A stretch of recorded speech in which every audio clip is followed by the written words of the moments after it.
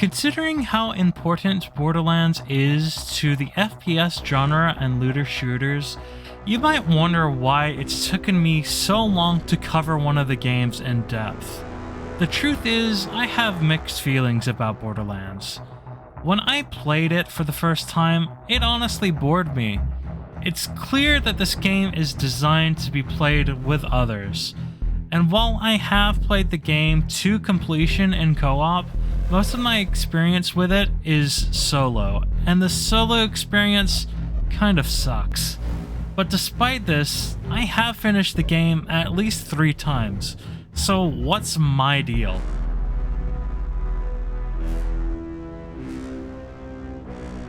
To start, it's important to note the differences from this game to the original. The first noticeable difference is the looks.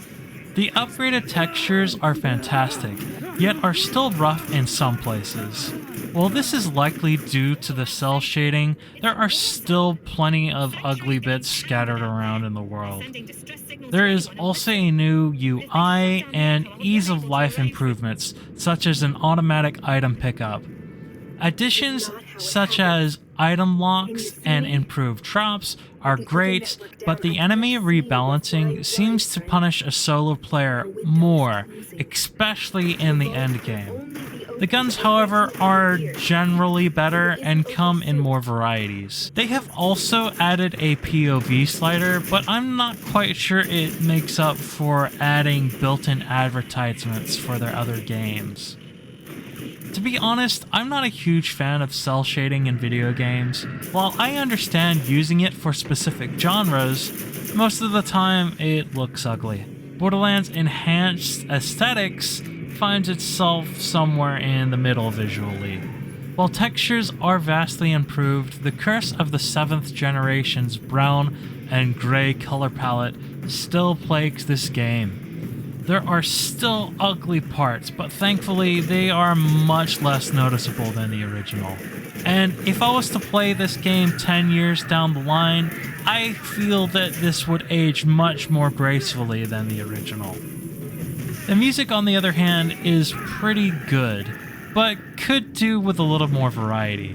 The voice work is still great and seems to have had some reworking. It may just be me, but Scooter's voice in the secret armory of General Knox seems a little bit off, and there are some other audio bugs, but other than that, the improvements are solid. Gameplay is fundamentally identical to the original. It still has pretty good gunplay, even though some of the guns are still functionally useless. They are improved. Enemy scaling seems to be a little broken though.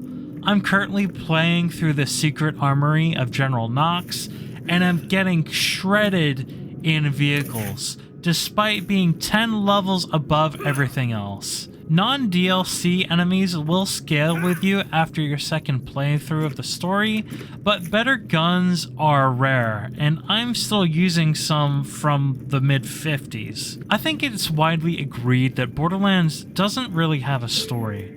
There are bits of lore given to you through audio logs, and I honestly couldn't tell you anything about them if my life depended on it. The DLCs are marginally better, but you don't really play Borderlands for the story. You play it to shut off your brain and click heads. Despite having an opportunity to improve things, Borderlands Enhanced is just as accessible as the original. Unfortunately, this isn't particularly accessible.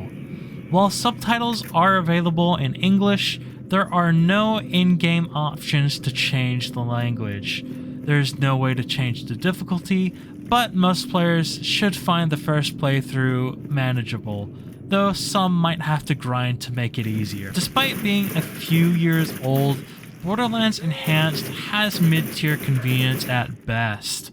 While it is available on Xbox One and PlayStation 4, and the original is available on the 7th generation of consoles, it still remains exclusive to Steam on PC. The graphical settings are more comprehensive and should allow for enough adjustments to allow people with older hardware to play. There are also a few bugs in this game that aren't in the original, one being a map marker that randomly appears on occasion, and another that gives you better aiming if you aim down your sights immediately after running. There are also some audio and collision bugs, but few will likely encounter the collision bug, and the audio problem might just be tied to audio settings that seem to be a little worse than the original. While running around, clicking heads, and farming loot can be quite fun, this game provides little else of value. The story is non-existent, there are inconsequential but annoying bugs, and it has balancing issues. The gunplay, loot, and mild RPG mechanics are its strong points, but aren't quite enough to salvage things. Overall, Borderlands is a great game if you just want to shut off your brain or listen to videos in the background, and that's ultimately why I keep coming back to it. While you can get a better experience by playing with others, you can say that about every game, but even that potential doesn't quite save it from earning an avoid. If you want a game to play while listening to podcasts, it might be worth your time. If you're looking for something more, then consider something else.